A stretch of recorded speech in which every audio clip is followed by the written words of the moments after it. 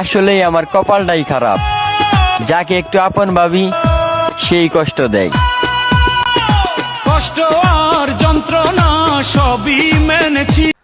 ভালোবেসে সবাই মহৎ হতে পারে, ভালো সাজতে পারে, কিন্তু ভালোবেসে খারাপ কজন হতে পারে? তোমরা পারবে সোসাইটির সামনে নিজের ইমেজটাকে খারাপ করতে ভালোবাসার জন্য? কিন্তু আমি পেরেছি, কারণ আমি সূর্যকে ভালোবাসি।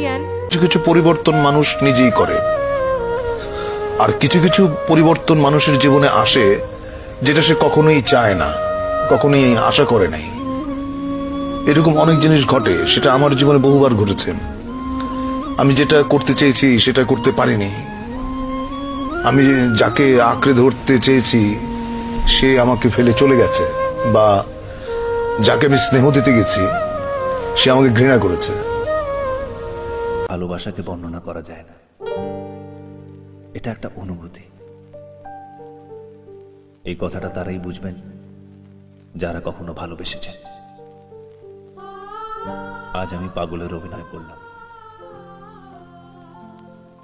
এরকমই এক পাগলকে আমি দেখেছিলাম। তার চোখে ছিল সত্যিকারের ভালোবাসা এবং ভালোবাসা না পাওয়ার যন্ত্রণা। ঠিক এরকমই একজনকে আমিও চিনি, যে ভালোবাসা না পাওয়ার যন্ত্রণায় চলছে।